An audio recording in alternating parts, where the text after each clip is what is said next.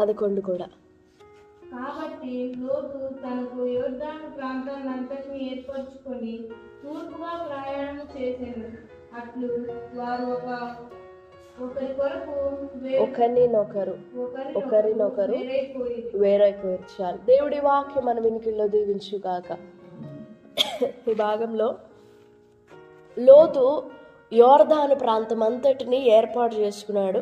11వ వచనంలో చూస్తే తనకు ప్రత్యేకంగా, కాబట్టి లోతు తనకు యోర్దాను ప్రాంతం అంతటిని ఏర్పరచుకొని తూర్పుగా ప్రయాణం చేశాడు. అట్లు వారిద్దరూ ఒకరినొకరు విడిచిపెట్టుకున్నారు, ఒకరినొకరు విడదీసుకున్నారు, ఒకరికొకరు వేరైపోయారు. ఎవరెవరు? లోతు, మరొకరెవరు? అబ్రామ్. లోతు, అబ్రామ్. లోతు పశువుల కాపరులకు, అబ్రాము పశువుల కాపరులకు వాదోపవాదాల వివాదాలు జరిగినాయి. ఎక్కడో మీరు ఎక్కువ అంటే మేము ఎక్కువ, అంటే మేము ఎక్కువ, మీరు తక్కువ అంటే మీరు తక్కువ అన్నట్లు ఎలాగనో వాళ్ళ మధ్య సంఘర్షణలు జరిగినాయి. అలాంటి వివాదాలు ఏర్పడడానికి అది ఖచ్చితంగా అది దేవుని కార్యమే. దేవుడు అలాంటి వివాదాలకు అనుమతించాడు అని లోతు జీవితాన్ని, అబ్రాము జీవితాన్ని మనం పరిశీలన చేయగా ఆ వివాదాలు దేవుడు తీసుకొచ్చినవే అని అర్థమవుతుంది. సరే, ఈ భాగంలో మనం మాట్లాడుకునే మాట ఏంటంటే, లోతు ఏర్పరచుకున్న ప్రాంతం పేరేంటి? సొదొమ గొమొర్రా. అబ్రాము ఏ ప్రాంతం ఏర్పరచుకున్నాడు? దేవుడు చూపించిన వాగ్దాన దేశాన్ని. లోతు సొదొమను ఏర్పరచుకున్నాడు. అంటే యోర్దాను ప్రాంతం అంతా ఏర్పరచుకున్నాడులే కానీ ఆ ప్రాంతంలో కూడా పర్టికులర్గా సొదొమ గొమొర్రాలే లోతు ఎంచుకున్న ప్లేసెస్. లోతు సెలెక్టెడ్ ప్లేసెస్ అన్నమాట. ఆప్షన్ దొరకగా తను పచ్చగా కనపడిన దేవుని తోట, ఏదైనా తోటలాగా కనపడిన ఆ 2 ప్రాంతాలను ఎంచుకున్నాడు. ప్రశ్న, ఎందుకు లోతు సొదొమ గొమొర్రాలను ఏర్పరచుకున్నాడు? ఎందుకు లోతు సొదొమ గొమొర్రాలను ఏర్పరచుకున్నాడు? సొదొమ గొమొర్రా అనగానే మనకి ఏం జ్ఞాపకం వస్తుంది? అగ్ని గంధకముల చేత. ఈ సంగతి దేవునికి తెలీదా? వాగ్దాన దేశం నీకు ఇస్తానని అబ్రహాముకి చెప్పి ఆ దేశాన్ని నేను అలా ఇలా ఇలా అలా ఆశీర్వదిస్తానని వాగ్దాన దేశం గురించి అబ్రహాముకి చెప్పినప్పుడు మరి ఈ సొదొమ గొమొర్రా గురించి దేవునికి తెలీదా? అట్లు వారు ఒకరినొకరు వేరైపోయి, చాలా ఖచ్చితంగా వ్రాయబడింది అన్నమాట. ఇంకొంచెం చక్కగా మనం అర్థం చేసుకోవాలంటే ఇంకొంచెం క్రిందకు వస్తే అర్థమవుతుంది. 14, లోతు అబ్రామును విడిచిపోయిన తరువాత వెంటనే యెహోవా ఇదిగో నీ చుట్టూ ఉన్న ప్రాంతానికి నీ ఉత్తరం, దక్షిణం, తూర్పు, పడమర తట్టు తిరిగి చూడు అంటాడు. అంటే అక్కడ ఎలా అర్థం చేసుకోవచ్చు అంటే, లోతు అబ్రామును విడిచిపెట్టేంత వరకు ఎప్పుడు పోతాడా అని వెయిట్ చేస్తున్నాడా దేవుడు? లోతు ఎప్పుడు పోతాడా, ఎప్పుడు విడిచిపెడతాడా అని వెయిట్ చేస్తున్నాడా దేవుడు? విడిచిపోయిన వెంటనే దేవుడు అబ్రామ్తో మాట్లాడుతున్నారు అంటే మనం అలానే అర్థం చేసుకోవచ్చు. విడిచిపెట్టేంత వరకు వెయిట్ చేస్తానే ఉన్నాడు. ఎప్పుడైతే లోతు అట్లా టర్న్ అయ్యాడో, అట్లా కాలు అట్లా తిప్పాడో, వెంటనే అబ్రామ్ వైపు చూసి దేవుడు మాట్లాడుతున్నాడు. ఇదిగో ఈ తట్టు, ఆ తట్టు, 4 దిక్కుల వైపు చూడు, నీ ఎదుట ఉన్న ఈ ప్రాంతాన్ని తిరిగి చూడు, ఈ ప్రాంతం అంతటి నేను నీకు ఇచ్చేస్తా, నీ సంతానానికి ఇచ్చేస్తా. అది ఏ ప్రాంతము అని అంటే 132వ కీర్తన 14 వచనంలో ఒక మాట ఉంటుంది. ఆ ప్రాంతం అన్నమాట అది. 132వ కీర్తన 14వ వచనం.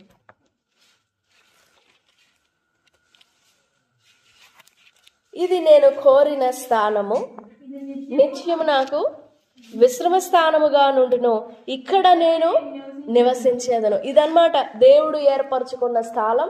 ఈ అబ్రహాముకు దాచిపెట్టి ఇచ్చిన స్థలం అన్నమాట. ఇది అబ్రహాముకు దాచిపెట్టి ఇచ్చిన స్థలం అన్నమాట.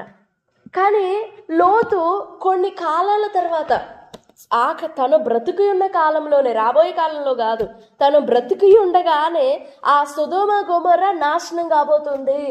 ఆ సొదొమ వారి పాపము బహు విస్తారముగా, భారముగా దేవుని సన్నిధికి చేరబోతుంది. ఆ పట్టణాలు అగ్ని గంధకములలో కాల్చివేయబడతాయి. ఇది అంతా దేవునికి తెలుసు. చూడ్డానికేమో పచ్చగా ఉంది, పచ్చగా ఉండిన ఆ ప్రాంతం మీద అగ్ని ఎలా కురుస్తుంది, ఆ పచ్చని పంట ఎలా ఎండిపోతుంది అనే క్వశ్చన్ వస్తుంది. కానీ దేవుడు తరువాతి కాలంలో చేయబోయే నాశనం అన్నమాట, కీడనమాట. పాపానికి తగిన ప్రతిఫలం రప్పించబోతున్నాడు. అలాంటి ప్రాంతాన్ని ఎందుకు కోరుకోనిచ్చాడు లోతుని? అలాంటి ప్రాంతం ఎంచుకునేటట్లు ఎందుకు చేశాడు లోతుని? లోతు ఎంచుకున్నాడు అని అంటే అది వేరే విషయం, దేవుడు అలా చేశాడు అని అంటే అది ఇంకొక విషయం. దేవునికి తెలుసు కదా. ఇప్పుడు అబ్రాముకి పర్టికులర్ మంచి స్థలం చూపించి చెప్పినప్పుడు మరి లోతుకు కూడా చెప్పొచ్చుగా అలాగనే. నా మాటలు అర్థమవుతున్నాయా? అబ్రాముకి మంచి ప్లేస్ చూపించి చెప్పినప్పుడు లోతుకు కూడా చూపించి చెప్పొచ్చుగా. మరి లోతుకి ఎందుకు చెప్పాలా? పార్షాలిటీయా? పక్షపాతమా? ఇప్పుడు లోతు అనొచ్చు, అబ్రామ్ అంటేనే నీకు ఇష్టం, నేనంటే నీకు ఇష్టం లేదు, అబ్రామ్ అంటేనే నీకు అసలు ప్రేమ, నా మీద అసలు ప్రేమే లేదు అని లోతు అనొచ్చుగా. అందుకే లోతు ఎంచుకున్నాడు అనే మాట కంటే కూడా దేవుడు అలా విడిచిపెట్టాడు లోతుని అని చెప్తే బాగుంటుంది. లోతు అనే పేరుకు అర్థము మూయబడిన నేత్రాలు. మూయబడిన, అది హృదయం కానివ్వు, నేత్రాలు కానివ్వు, గ్రహింపు కానివ్వు, బుద్ధి కానివ్వు, జ్ఞానం కానివ్వు, వివేకం కానివ్వు, మనసు కానివ్వు, everything is closed, veiled on అన్నమాట. మూయబడిన. లోతు అంటే అర్థము a hidden thing or having a veil upon us or covered within. నిజానికి ఆ పేరుకు తగినట్లుగానే లోతు జీవితంలో మనస్సు మోయబడింది, నేత్రాలు మోయబడింది, హృదయం మోయబడింది, గ్రహింపు మోయబడింది, బుద్ధి మోయబడింది, వివేకం మోయబడింది. ఎక్కడ ఏది తెరవబడలేదు లోతు జీవితంలో. ఓ విశ్వాస వీరునితో సహవాసం చేస్తున్నాడు మరలా. మొదటిది మోయబడిన నేత్రాలు. అవి చాలా ప్రమాదకరమైనవి. మోయబడిన గ్రహింపు, మోయబడిన బుద్ధి, మోయబడిన వివేకం, మోయబడిన కన్నులు, మోయబడిన హృదయం. కళ్ళ ముందు ఎంత నాశనం జరుగుతున్నా కానీ వివేచించని మంద బుద్ధి చాలా ప్రమాదకరమైనది. అది లోకంలో ఒక మనిషికి, అందులో కూడా ఒక క్రైస్తవునికి ఉండకూడని లక్షణం ఏంటి అని అంటే మోయబడిన స్థితి. ఏం స్థితి అది? కన్నులు మోయబడడం, హృదయం మోయబడడం, మనస్సు మోయబడడం, హృదయం మోయబడడం, బుద్ధి మూసివేయబడడం. ఇంకా అది ఇంకా యాక్షన్లోకి రాదు, యాక్టివ్లోనికి రాదు. అది సీల్ వేయబడి ఉంటుంది దాని మీద. వాత వేయబడిన మనస్సాక్షి అని ఉంటుంది కదా, అలా సీల్ అనమాట. ఇంకా అదే ముద్ర వేయబడి ఉంటుంది దాని మీద. ఇంకెప్పటికి తెరుచుకోవా కన్నులు. ఎలా చెప్తున్నాం లోతు కన్నులు మోయబడినవి? ఏంటి ప్రూఫ్ అని అంటే లేఖనంలోనే చూద్దాం. 13వ అధ్యాయం ఇందాక మనం చదివిన 10వ వచనం. లోతు కనులెత్తి చూడగా, కనులెత్తి యోర్దాను ప్రాంతం అంతటిని చూచి సొదొమ గొమొర్రాని తనకు తనకు తనకు స్వాస్థ్యంగా ఆ ప్రాంతం అంతటిని ఎంచుకున్నాడు. లోతు కన్నులెత్తినప్పుడు తన కంటికి కనపడినవి ఏంటి అని అంటే సస్యమైన నీళ్లు, పచ్చని ప్రదేశాలు. కానీ అబ్రహాము కన్నులెత్తినప్పుడు ఏం కనపడిందో చూడండి. 22వ అధ్యాయము 13వ వచనం. 13వ వచనం. అబ్రహాము కన్నులెత్తి చూడగా 13వ వచనం. 22వ అధ్యాయం 13వ వచనం. అప్పుడు అబ్రహాము కన్నులెత్తి చూడగా పొదలో కొమ్ములు తగులుకొని ఉన్న ఒక పొట్టేలు వెనుక తట్టున కనబడెను. ఇది సూపర్ న్యాచురల్ రెవల్యూషన్ అన్నమాట. ఒక ఆశ్చర్యమైన ప్రత్యక్షత. ఎందుకంటే 3 దినాల ప్రయాణముతో చాలా భారమైన మనస్సుతో ఆ దేవుడు చూపించిన చోటుకి వచ్చాడు అబ్రహాము. దేవుడు చూపించిన పర్టికులర్ ప్లేస్కి వచ్చాడు. అప్పుడు పరలోకం నుండి ఒక స్వరం వినపడింది. ఏ స్వరము? నీకొక్కడై ఉన్న నీ కుమారుని దహనబలిగా అర్పించు అని పిలిచింది స్వరం, దేవుని స్వరం. అదే స్వరము పరలోకం నుండి, అబ్రామా అబ్రామా ఆ చిన్నవాణ్ణి ఏం చేయొద్దు. ఇదేంటి? ఏది రైట్? అదే స్వరం కదా నాకు చెప్పింది ఆ చిన్నవాడిని, నీ కుమారుణ్ణి నువ్వు దహన బలిగా అర్పించాలని. సేమ్ అదే వాయిస్ మరలా నాకు వినపడుతుంది. ఆ కుమారుణ్ణి ఏం చేయొద్దు. ఏంటి? దేవుని ఆజ్ఞలో మార్పు చేర్పులు ఉంటాయా? దేవుడు ఒకసారి చెయ్యి అని చెప్పి తర్వాత మళ్ళీ వద్దు అని చెప్తాడా? దేవుడు అలా మాట మార్చేవాడా? మాట మీద నిలకడలేనివాడా దేవుడు? సరి అయిన నిర్ణయం తీసుకోలేనివాడా దేవుడు? ఏంటి అసలు దేవుడు ఇలా మాట్లాడుతున్నాడు? ఇందాకేమో చంపమన్నాడు, ఇప్పుడేమో వద్దంటున్నాడు. నేను అసలు ఏం చేయాలని? అలాంటి క్వశ్చన్స్ లేవు అబ్రహాములో. వన్స్ దేవుడు ఆజ్ఞ ఇచ్చాడు, నీ కుమారుని దహన బలిగా అర్పించు అని. ఆ ఆజ్ఞలోనే చెయ్యి పైకెత్తినప్పుడు కూడా స్టిల్ ఆ ఆజ్ఞలోనే నిలబడి ఉన్నాడు అబ్రహాము.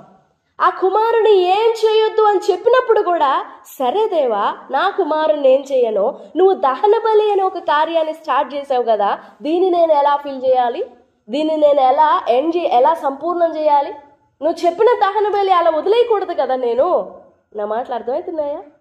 నువ్వు ఆజ్ఞ ఇచ్చావు కదా దహన బలి అర్పించమని, ఇప్పటికిప్పుడు వద్దు అని అంటే ఈ ఆజ్ఞ ఏమైపోవాలి? నీ ఆజ్ఞని నేను అలా గాలికి వదిలేయకూడదు కదా, నేనేం చేయాలి అని కన్నులెత్తి చూస్తా ఉన్నాడు Abraham. Still waiting in that command. మనమైతే పరిగెడతాం, దేవా దొరికింది, ఈ మాట ఎప్పుడు చెప్తావా అని వెయిట్ చేస్తున్నాను. భలే దేవుడు అయ్యా, ఇంత ఆలస్యం చేసావు. అదేదో మెట్లు ఈ పర్వతం అంతా ఎక్కక మునుపు చెప్పొచ్చు కదా నాకు. 3 దినాల ప్రయాణం వేస్ట్ అయిపోయాయి. ఆ చిన్నవాడిని ఏం చేయొద్దు అని అంటే ఈ ప్రయాసం అంతా వ్యర్థమేగా, అవునా? వ్యర్థమే కదా. ఆ రాళ్లతో బలిపీఠం కట్టడం వేస్టే, కుమారుని బంధించడం వేస్టే, ఆ పర్వతం అంతా ఎక్కి రావడం వేస్టే, 3 దినాల ప్రయాణం వేస్టే. కానీ ఎంత క్రమం కలిగిన మనస్సు చూడండి అబ్రహాముది. స్టిల్ దేవుడు వద్దన్నాడు, అయినా ఆ ఆజ్ఞలోనే నిలబడి ఉన్నాడు. ఆజ్ఞలోనే నిలబడి కన్నులెత్తి చూడగా వెనక తట్టిన ఒక పొట్టేలు కనపడింది. అబ్రహాము కన్నులెత్తితే పరలోకపు ప్రత్యక్షత కనపడింది. దేవుడు తన కొరకు దాచించిన పర్టిక్యులర్ ఆఫరింగ్ కనపడింది అబ్రహాముకి. కానీ లోతుకి ఏం కనపడింది? కన్నులెత్తగానే పచ్చగా కనపడింది. అంటే దాని అర్థం మూయబడిందనేగా. మూయబడిన నేత్రాలతో నాశనం అయిపోయేదాన్ని కోరుకున్నాడు. కానీ కన్నులెత్తి తెరవబడిన నేత్రాలతో కొన్ని వేల సంవత్సరాల తరువాత వధింపబడబోవు గొర్రెపిల్లని, ఇది లోతు కన్నులెత్తిన దానికి అబ్రహాము కన్నులెత్తిన దానికి తేడా. అందుకే లోతు కన్నులు మూయబడినాయి అని చెప్తాం. లోతు కన్నులు మూయబడినాయి, లోతు గ్రహింపు మూయబడింది. ఇదేంటి, నేను పచ్చని వాటిని కోరుకోవడం ఏంటి? అయినా అసలు ఈ పచ్చని దానితో నీళ్లతో నాకేం సంబంధం? కోరుకో అనగానే కోరుకోవడమేనా? వెనక ముందు ఆలోచించేది లేదా? వెయిట్ చేసేది లేదా? పెద్దవారు కదా, ఎదురు చూసేది లేదా? అదే బుద్ధి మూయబడడం, గ్రహింపు మూయబడడం, వివేకం మూయబడడం, మనస్సు మూయబడడం, గ్రహింపు అన్నీ, ఇంకా హోల్ బీయింగ్. లోతు అంటేనే అర్థము మూయబడడం. తర్వాత సొదొమ అంటే అర్థము టు బి బర్న్ డౌన్, అంటే కాల్చివేయబడడం. సదోమ్ హీబ్రూలో సదోమ్ అంటే కాల్చివేయబడడం. గొమొర్రా అని అంటే గొమోర్, హీబ్రూలో గొమోర్ అంటే డీప్ డౌన్ అన్నమాట. రెండింటినీ కలిపితే లోతుగా కాల్చివేయబడడం. వీటిని కోరుకున్నాడు లోతు. వేటిని? లోతుగా కాల్చివేయబడేవి. ఇప్పటికి కూడా మనం ఆ ప్రాంతానికి వెళ్తే కనీసం ఒక రవ్వైన దొరుకుతుందంట మనకి. ఏ రవ్వ? నిప్పురవ్వ. ఇన్ని సంవత్సరాలకే ఇలాగుంటే అప్పుడు ఎలాగుండి ఊహించండి. ఇన్ని సంవత్సరాలకి కూడా ఆ గుర్తు దాచిపెట్టాడు దేవుడు అని అంటే అది ముందే తెలుసుగా ఆయనకి. అలాంటి ప్రదేశాన్ని ఎందుకు కోరుకొని ఇచ్చాడు లోతుని? ఎందుకు సహాయపడలా లోతుకి? ఎందుకు మంచి చేయాలా లోతుకి? అబ్రాహాం చెప్పాడు, నా సహోదరుడా, నా కుమారుడా. తండ్రి చనిపోయిన తర్వాత సొంత కొడుకులాగా చూసేవాడు లోతుని. అందుకే విడిచిపెట్టకుండా తీసుకొచ్చుకున్నాడు లోతుని అబ్రాహాము. నా కుమారుడా, ఇదిగో నీ పశువుల కాపర్లకి నా పశువుల కాపర్లకి వివాదం వస్తుంది. మనం ఇద్దరం బంధువులం కదా, రక్త బంధువులం కదా, మన మధ్య అలాంటి భేదం ఉండకూడదు, వివాదం ఉండకూడదు. సో నువ్వు కొంచెం డిస్టెన్స్ మెయింటైన్ చేద్దాం, మనము కొంచెం గ్యాప్. ఎందుకంటే మనమందరూ కలిసి ఉండడం వీలు పడట్లేదు, కొంచెం డిస్టెన్స్ మెయింటైన్ చేద్దాము. సో నువ్వు ప్రాంతం ఎంచుకో. నువ్వు ఈ ఎడమ తట్టు వెళ్తే నేను కుడివైపుకి వెళ్తా, నువ్వు కుడికి వెళ్తే నేను ఎడమ తట్టుకు వెళ్తా. అప్పుడు లోతు ఏం చేయాలి? అబ్రాహాం చెప్పిన మాటకి లోతు ఏం చేయాలి? నువ్వు కుడికి వెళ్తే నేను ఎడమకి వెళ్తానన్నాడు కదా, అప్పుడు లోతు ఏం చేయాలి? ఏమని సమాధానం ఇవ్వాలి? ఏం చేయాలి? సరే, అబ్రాహాం ఏం చేశాడో చూద్దాం. 22వ అధ్యాయం 3వ వచనం. తెల్లవారినప్పుడు అబ్రహాము లేచి తన గాడిదకు గంత కట్టి తన పనివారిలో 2 తన కుమారుడు ఇస్సాకును వెంటబెట్టుకొని దహన బలి కొరకు కట్టెలు చీల్చి లేచి దేవుడు తనతో చెప్పిన చోటికి 9వ వచనం, అలాగ వారిద్దరు కూడి వెళ్ళి దేవుడు అతనితో చెప్పిన చోటికి వచ్చినప్పుడు అబ్రాము బలిపీఠం కట్టి కట్టెలు వేచి ఇస్సాకును బంధించాడు. ఇక్కడ దేవుడు చెప్పాడు, నేను చూపించు దేశం మోరియా దేశములో పర్వతాలు ఉంటాయి, చాలా పర్వతాలు ఉంటాయి, వాటిలో ఒకదాన్ని ఎంచుకొని నువ్వు ఆ ప్లేస్ ఆ పర్టికులర్ పర్వతం మీద పర్టికులర్ ప్లేస్లో నువ్వు దహన బలి అర్పించాలి అని దేవుడు చెప్పినప్పుడు పర్టికులర్గా అబ్రహాంని గురించి వ్రాయబడింది ఏంటంటే, దేవుడు తనతో చెప్పిన చోటికి వెళ్ళడానికి బయలుదేరాడు, వచ్చేశాడు. 3వ వచనంలో వెళ్ళడానికి బయలుదేరాడు, 9వ వచనంలో చెప్పిన చోటికి వచ్చేశాడు. ఏంటి దేవుడు చెప్పిన చోటు?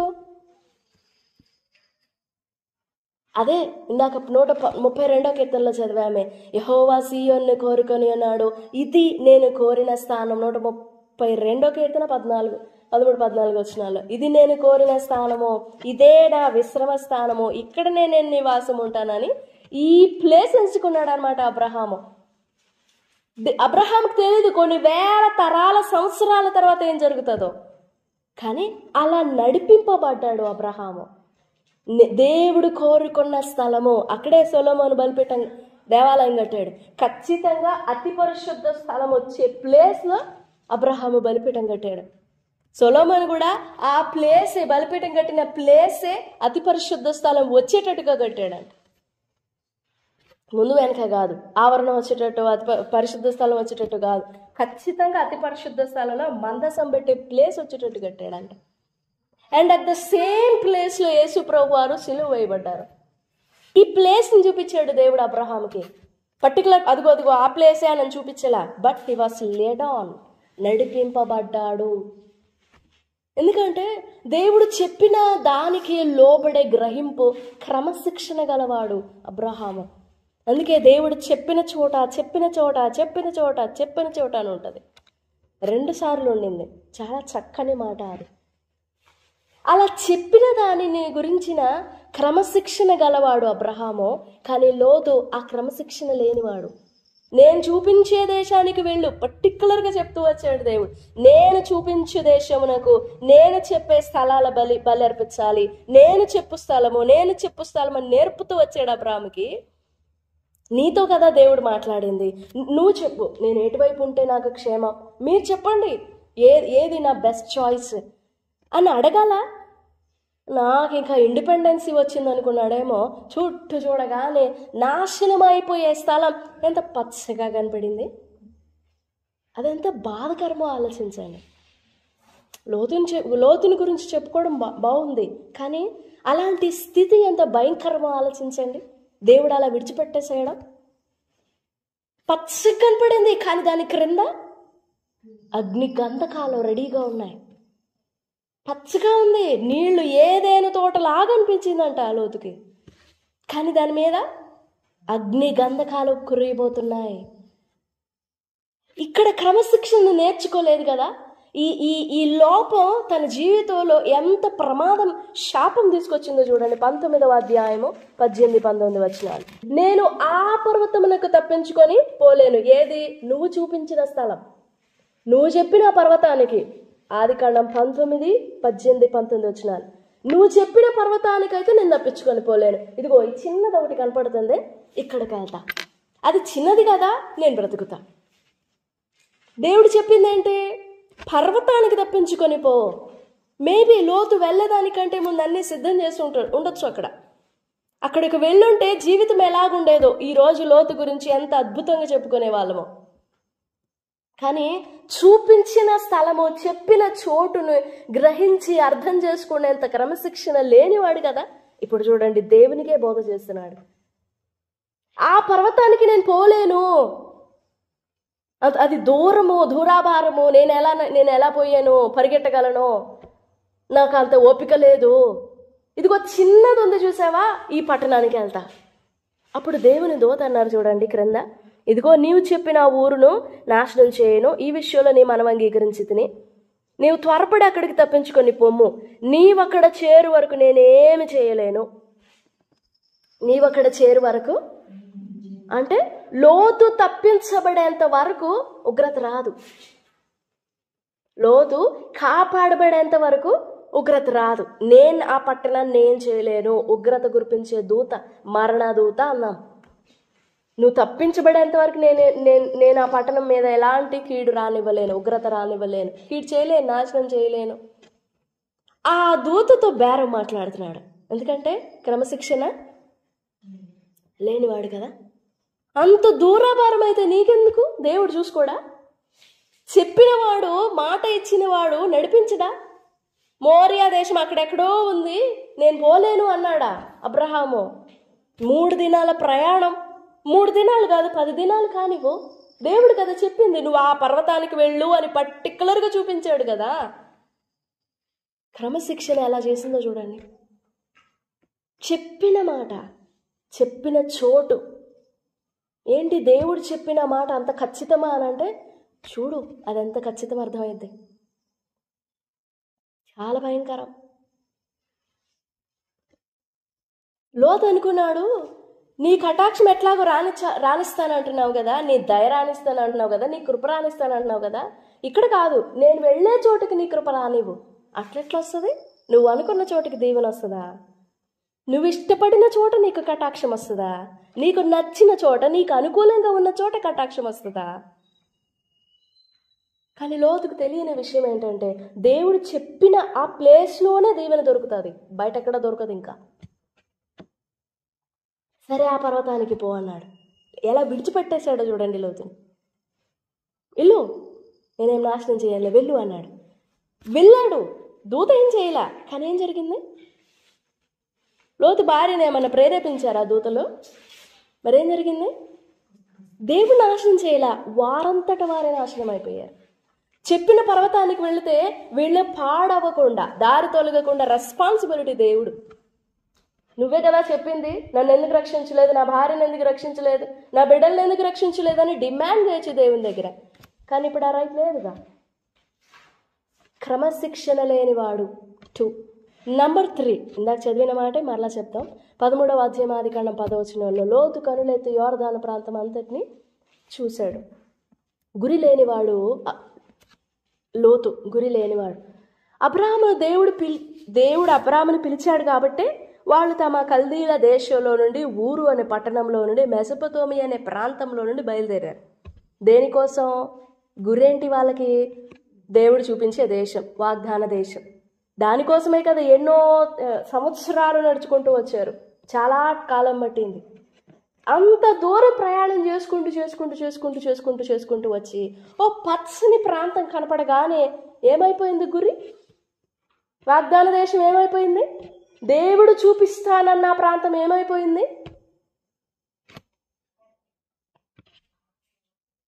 అదేటి పోయిందో. ఇది మిస్ అయితే నాకు దొరకదు అనుకున్నాడేమో, వామ్మో ఇది పోగొట్టుకుంటే మళ్ళీ నా చేతికి రాదనుకున్నాడేమో. పోగయ్యా. ఆ పచ్చని ప్రాంతము ఎంత క్విక్గా లోతు గురిని ఈడ్చివేసిందో చూడండి. ఎంత సింపుల్గా గురి నుండి తప్పిపోయాడు. ఒక గురి నుండే కాదు లోతు తొలగిపోయింది. వాగ్దానం నుండి, ప్రమాణం నుండి, ఆశీర్వాదం నుండి, దేవుని దీవెన నుండి, దేవుని భద్రత, దేవుని క్షేమకరమైన సురక్షితమైన ఆయన కౌగిలి నుండి ఎన్నున్నాయో చూడండి. వీటన్నిటి నుండి గురి పోగొట్టుకున్నాడు. మొదటిది మోయబడిన నేత్రాలు, కనులెత్తగా దేవుని ప్రత్యక్షత చూడలేనివాడు. 2 క్రమశిక్షణ లేనివాడు. 3 గురి లేనివాడు. 4వ మాట, చిన్న మాట, 18వ అధ్యాయం లాస్ట్ భాగంలో 23వ వచనం నుండి 33వ వచనం వరకు తీవ్రత లేనివాడు లోతు. తీవ్రత లేనివాడు అంటే ఒక సీరియస్నెస్ లేనివాడు, ఒక కాన్స్టెన్సీ లేనివాడు, కాన్స్టెంట్ మైండ్ లేనివాడు, తీవ్రత లేనివాడు. ఇక్కడ అబ్రహాము దుమ్ము ధూళి బూడిదైన నేను ప్రభుతో మాట్లాడి తెగిస్తున్నాను, నా తమ్ముడున్న పట్టణంలో 50 మంది ఉంటే రక్షిస్తావా, 30 మంది ఉంటే రక్షిస్తావా, 10 మంది ఉంటే రక్షిస్తావా అని ఎంత బేరం మాట్లాడట్లే అబ్రహాము, బ్రతిమిలాడుతున్నాడు. నేను దుమ్మినయ్యా, నేను ధూళిని, నేను బూడిదనయ్యా, ప్రభు కోపపడని ఎడల మరలా తెగిస్తానయ్యా, ఒక్క మాట్లాడి తెగిస్తానయ్యా. ఎందుకు అంత ప్రాధాయపడాలా? అబ్రహాముకి అంత వేదన ఉంది ఆ కుటుంబం రక్షింపబడాలి అని. సరే, అబ్రాహాము చేసిన ప్రార్థన బట్టి దేవుడు లోతుని జ్ఞాపకం చేసుకున్నాడు. అబ్రాహాము చేసిన ప్రార్థన బట్టి లోతుని జ్ఞాపకం చేసుకున్నాడు. జ్ఞాపకం చేసుకోక 19వ అధ్యాయం 18వ వచనంలో లోతు ఏమంటున్నాడు? నీ కటాక్షం నా మీదకి వచ్చింది, సరే, ఇట్స్ ఓకే. నీ కృప కూడా నువ్వు కనపరిచావు, ఇట్స్ ఓకే. ఎంత బ్రతిమలాడితే ఆ కటాక్షం వచ్చింది లోతు మీదకి. ఎంత ప్రాధేయపడితే, అబ్రహాం ఎంత తగ్గితే, ఎంత కన్నీరు గాల్చితే లోతుకి ఆ కటాక్షం వచ్చింది. అంత వేదనతో పొందిన కృపకి ప్రతిస్పందించేది అంతేనా? అలాగేనా ప్రతిస్పందించాలి? అబ్రహామేమో అక్కడ మాట్లాడ తెగిస్తానయ్యా, కోప్పడొద్దయ్యా, ప్రభు కోప్పడని ఎడలా ఇంకొక్క మాట్లాడతానని అంత వేదనతో ప్రతిమాలితే, ఇక్కడ లోతు అన్నాడు, తడవు చేసి అల్లుళ్ళు మాట వినలేదంట. నా కుమార్తెని పెళ్లి చేసుకోవడానికి రండి, మనం వెళ్ళిపోతాం ఈ పట్టణం మీదకి, దేవుని కోపం ఉగ్రత వస్తుంది అని అంటే వాళ్ళు ఎగతాళి చేశారంట లోతుని, నవ్వారంట లోతుని చూసి. ఇంకా కొంతమంది అన్నారు, ఈ పరదేశీ అయిన వాడు మన మీదకి వచ్చి తీర్పరిగా ఉండి మన మీద పెత్తనం చేస్తున్నాడు ఏంటి, వీని సంగతి చూద్దాం రండి అని లోతుని ఎంత తోలనాడాడు. అలాంటి లోతు కృపని కూడా తోలనాడాడు. కటాక్షమా, కృప, ఓకే, నేను వెళ్ళే చోటకి దాన్ని పంపించండి, సెండ్ చేయండి అక్కడికి అన్నట్లుగా తీవ్రత లేనివాడు. అంత వేదనతో చేసిన ఆ మొరకి అదే వేదనతో రెస్పాండ్ అయితే ఈరోజు ఎలా ఉండేదో జీవితం. మన జీవితాన్ని పరిశీలన చేసుకుందాం. మనం కనులెత్తినప్పుడు మనకేం కనపడుతుంది? మోయబడిన నేత్రాలా, మోయబడిన మనస్సా, మోయబడిన హృదయమా, మోయబడిన గ్రహింప, మోయబడిన బుద్ధియా, మోయబడిన వివేకమా, జ్ఞానమా? 2 క్రమశిక్షణ. దేవుడు ఏం చెప్తాడో, దేవుడు ఏం చూపిస్తాడో, నువ్వేం చేయాలని చెప్తాడో ఆ విషయంలో నువ్వు క్రమం నేర్చుకుంటున్నావా? క్రమశిక్షణ. ఎందుకంటే దేవునికి ఒక ఖచ్చితమైన నిర్దేశమైన ఉద్దేశం ఉంటుంది. ఆ ఉద్దేశంలోనే దీవెన ఉంటుంది, అందులోనే జీవం ఉంటుంది. ఆ క్రమశిక్షణ ఉందా? 3 మనం గురిలోనే నడుస్తున్నామా, గురి తప్పిపోయామా? ఏ లోకేచ్ఛలైన, శరీరేచ్ఛలైన, బలహీనతలైన మనల్ని గురి నుండి తప్పిస్తున్నాయా? దేవుడు చాలా తీవ్రమైన ఉద్దేశాలు మన మీద కలిగి ఉండి మన మీద దృష్టి పెట్టి మన కొరకు ఎంతో భారంగా విజ్ఞాపన చేస్తున్నాడు. ఆయన అంత భారంగా విజ్ఞాపన చేస్తున్నప్పుడు దానికి మనం ఎలా ప్రతిస్పందిస్తున్నాం? మన జీవితాలు పరిశీలన చేసుకుందాం. ప్రభువా, లోతు వలె నేను తొలగిపోవద్దు, లోతు వలె నన్ను విడిచిపెట్టొద్దు, లోతు వలె నాశనకరమైనది ఎంచుకున్నట్లు నా మానన నన్ను విడిచిపెట్టొద్దు, క్షమించు, నా హృదయం నీకు లోపరుచుకో. మరి నీ చావు అని నాశనానికి విడిచిపెట్టేంత క్రూరుడు కాదండి దేవుడు. అలా అనుకోవద్దు. చాలా సున్నితమైన ప్రేమ గలవాడు ఆయన, చాలా సున్నితమైన ప్రేమ గలవాడు, చాలా దీర్ఘశాంతుడు ఆయన. లోతు మన జీవితానికి ఒక ఉదాహరణగా ఉన్నాడు, ఒక మాదిరిగా ఉన్నాడు. మీరు అలా ఉండకూడదు అని చెప్పడానికి. చాలా ప్రేమ గలవాడు దేవుడు. అంత దారుణంగా విడిచిపెట్టడం అలాగే, అంత ఈజీగా విడిచిపెట్టడం. ఎందుకంటే ఆయన రక్తం ఉంది మనలో, ఆయన దేహం, ఆయన మాంసం ఉంది మనలో, ఆయన ఆత్మ ఉన్నది మనలో. అంత ఈజీగా నాశనం రాదు. ప్రభు సన్నిధిలో వేడుకుందాం, ప్రభువా నన్ను విడిచిపెట్టవద్దు, నేను విడిచిపెట్టకూడదు.